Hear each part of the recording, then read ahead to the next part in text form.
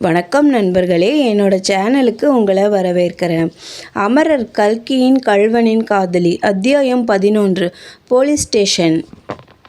தெரு வாசற்படியில் தள்ளப்பெற்ற கார்வார் பிள்ளை மெதுவாக தள்ளாடி கொண்டு எழுந்திருந்தார். மேல் வேஷ்டியை எடுத்து தூசியை தட்டி போட்டு கொண்டார். அக்கம் பக்கத்தில் யாரும் இல்லை என்பதை கவனித்து கொண்டு அவசரமாய் கிளம்பி நடந்தார். கார்வார் பிள்ளையின் வாழ்க்கையில் இம்மாதிரி சம்பவங்கள் சாதாரணமானவை. பல தடவைகளில் அவர் ஏழை எளியவர்களின் வீடுகளில் இதைவிட அதிகமான தொந்தரவுக்கு ஆளாகியிருக்கிறார். அதையெல்லாம் அவர் லட்சியம் செய்வது கிடையாது. இது விஷயத்தில் அவர் தாமரை இலை தண்ணீர் போல வாழ்க்கை நடத்தினார் என்றே சொல்லலாம். ஆனாலும் இன்று நடந்த சம்பவத்தை அவர் அவ்வாறு உதறி தள்ளிவிட முடியவில்லை. இந்த முத்தையன் மடத்தில் தம் கீழே வேலையில் இருப்பவன். இனிமேல் அவனிடம் எப்படி வேலை வாங்க முடியும்?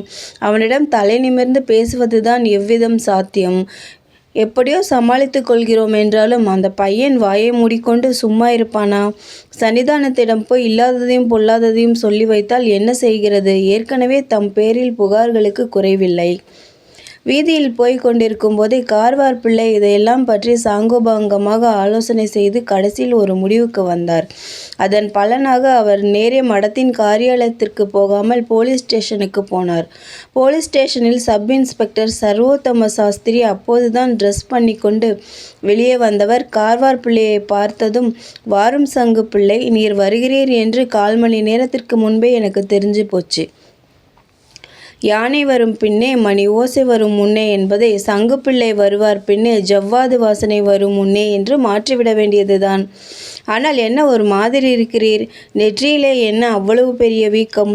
விஷயம் என்ன என்று கேட்டார். சார், அசந்தர்ப்பமாய் ஒரு காரியம் நடந்து போச்சு. நீங்கள் பார்த்து உடனே நடவடிக்கை எடுக்காவிட்டால் அப்புறம் இந்த ஊரிலே யாரும் இருக்க யோக்கியதை இல்லை. மடத்தை மூடிக்கொண்டு நாங்கள் எல்லாம் கிளம்பிவிட வேண்டியதுதான் என்றார் கார்வார் பிள்ளை. சங்குப்பிள்ளை, அப்படி ஏதாவது நடந்துவிட்டால் இந்த ஊர் செய்த பாக்கியம்தான். ஆனால் அது நடக்காதே என்று எனக்கு தெரியும். என்ன சமாச்சாரம்? சீக்கிரம் சொல்லும். கலெக்டர் துரை வருகிறாராம் சேந்தனூருக்கு. நான் போக வேண்டும், அவசரம் என்றார். நல்ல வேளையாக போச்சு, நான் உடனே கிளம்பி வந்தது. பாருங்கள், மடத்திலே ஒரு தருதலை பயல் யாரோ சிபாரிசு பண்ணினார்கள் என்று வேலைக்கு வைத்தோம். முத்தையன் என்று பெயர்.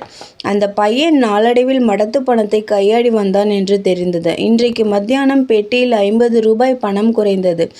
பையனை விசாரிக்கலாம் என்று பார்த்தால் ஆளை காணோம். உடனே புறப்பட்டு அவன் குடியிருக்கிற வீட்டிற்கு போனேன். அங்கே பாருங்கள், அந்த தடிப்பயல் அவன் தங்கச்சி கிட்ட ரூபாயை கொடுத்து கொண்டிருந்தான். கையும் மெய்யுமாக பிடித்து கொண்டு வந்து போலீஸில் ஒப்புவிப்பதற்காக அவனை பிடித்தேன். அந்த தடிப்பயல் என்னை பிடித்து தள்ளி சுவரிலே வச்சு மோதிவிட்டான் சார்னா.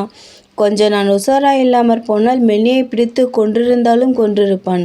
நீங்களே உடனே வந்து அவனை அரெஸ்ட் பண்ணியாக வேண்டும். அப்போது சப் இன்ஸ்பெக்டர், இந்த கதையெல்லாம் வேண்டாம் ஐயா, நீர் சொல்கிறதற்கு சாட்சி உண்டா? சொல்லும் என்றார். பேஷாய் உண்டு.